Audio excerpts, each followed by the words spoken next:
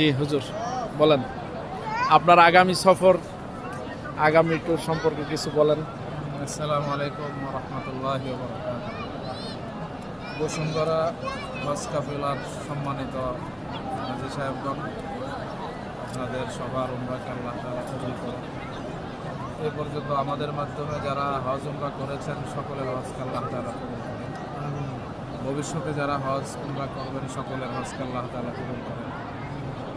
আমরা অক্টোবরের 13 তারিখ 30 জন সাথে আমরা বাংলাদেশ থেকে উমরার উদ্দেশ্যে আসি। আজকে আমাদের মক্কায়ে মুকাররমার শেষ রজনী।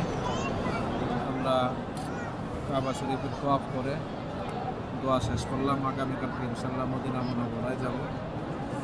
মদিনা মুনাওয়ারা থেকে আমাদের মদিনা থেকে 25 তারিখ দিবাগত রাতে বাংলাদেশের উদ্দেশ্যে আমরা রওনা করব ইনশাআল্লাহ সৌদি এয়ারলাইন্সে। আশা করতেছি আবার ডিসেম্বরের মাঝামাঝিতে 13, 14, 15 এর ভিতরে আবার বড় একটি গ্রুপ নিয়ে ইনশাআল্লাহ বাইতুল্লাহর উদ্দেশ্যে রওনা করব। আপনারা সবাই দোয়া করবেন আল্লাহ তাআলা যেন আমাদের সবাইকে সুস্থ রাখেন, আবার যেন আল্লাহর ঘরে আসতে পারি, আপনাদের সাথে দেখা করতে পারি, আপনাদের খেদমতে থাকতে পারি, আমিন। এখন আমাদের কাফেলার মুরব্বী হাজী সাহেব, আমাদের সবার খালু, উনি একটু কথা বলবেন। আসসালামু আলাইকুম রহমতুল্লাহ।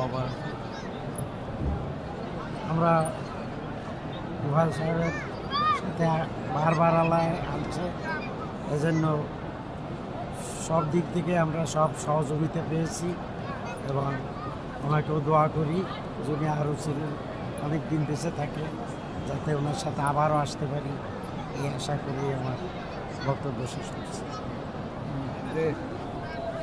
বলেন, আপনাকে কিছু বলেন। আসসালামু আলাইকুম। আমি বসুন্ধরা হজ কাফেলার সাথে প্রথম আমি এবং আমার পরিবার দুজনে আসছি। তো এখানে এসে ওনাদের যে সহযোগিতা এবং যে সৌহার্দ্যপূর্ণতা, এটা আমি অত্যন্ত খুশি। আমি দিল থেকে অনেক খুশি।